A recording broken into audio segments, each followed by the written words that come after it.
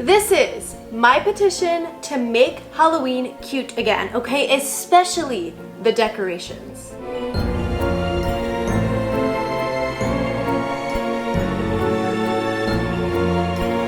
Think back to when you were like in preschool, okay? The good old days. Halloween back then meant you got to stay up late, watch a movie, eat candy. I mean, what more could a kid want? And then we got older and Halloween became all about blood and gore. And listen, no hate if you love those things, it's just not for me. I miss the good old days of rated G, wholesome Halloween where the scariest thing is the possibility of your siblings stealing your candy. So this year, I'm doing Halloween my way, which means it's going to be cute, aesthetic, and not scary at all. Let's get into it. I made all of my decorations using my Cricut, which is basically a cutting machine. So as you can see here, it's cut out the shapes that I need for my witch hats. I also made candy corn, bats, and used it to make letters.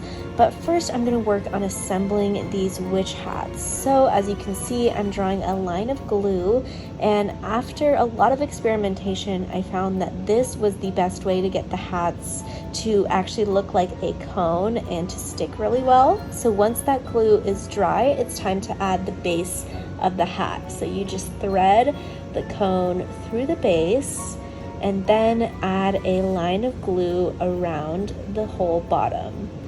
You definitely don't want to skimp out on the glue here. And then you slide the base to the bottom and press to stick it together. This process can definitely end up in sticky fingers, but I think the end result is totally worth it. Next up, I worked on my bats. So for each one, I folded the wings and added tape on the back. I decided to do these steps before getting to the decorating because I just think it's way more fun to decorate when you don't have to worry about preparing your stuff. You can just get in the flow. I did the same thing for the candy corn and for the letters, and although this process took a long time, I actually really enjoyed it. I feel like repetitive motions that don't require a lot of brain power just relax me so much.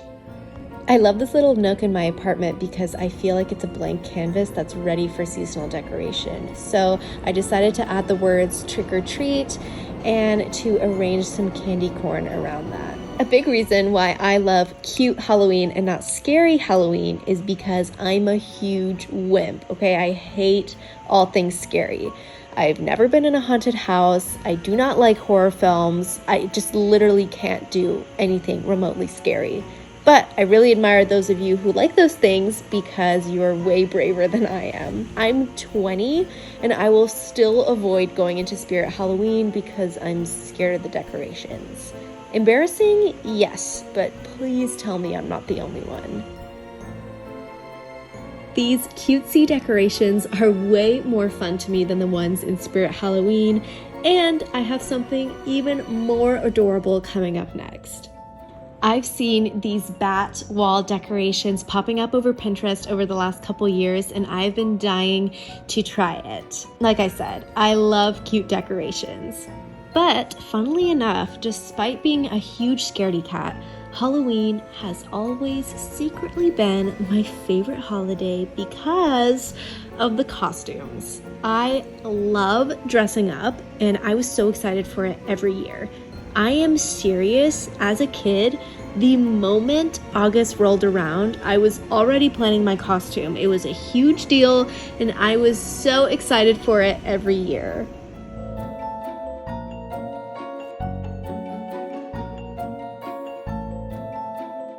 Okay, this next part totally leveled up the decorations. Here you can see Sherlock already coming to eat some of those paper bats. Naughty boy. But anyways, I decided to attempt to make a witch hat chandelier. I honestly didn't think it was going to work, but after a lot of trial and error, I think it ended up looking pretty cute. It was a little frustrating because actually the hats kept falling to the floor, and one of them unfortunately fell prey to Sherlock's mischief. But after some perseverance, it ended up looking stunning. It was totally worth the effort. the joy I felt when I saw the decorations was exactly why I wanted to make them in the first place. Now that I'm an adult, Halloween just doesn't have the same spark that it had when I was a kid. Like, why does everything get boring when you're an adult? But making these decorations just honestly made me feel like a kid again. It was so fun. If you ever want to get in touch with your inner child, I highly recommend doing some crafting. My final Halloween craft of the season is a dog bandana for Sherlock. I printed out this image of Zero from Nightmare Before Christmas out of this material called transferable vinyl. So what that means is when you apply heat onto it, the image transfers to the fabric. This is the satisfying part, peeling off the plastic to reveal a super cute image. I mean, look at that, perfection. And I think this turned out to be more adorable than I thought because Zero and Sherlock look pretty similar. What do you think? Thank you so much for watching today's video. I really hope you enjoyed it and that you're inspired to get crafting now. If you've been around, you may have noticed I do have a dog now. His name is Sherlock and he's a rescue. We are still getting to know each other, but I can't wait to feature him in future videos. See you in the next one.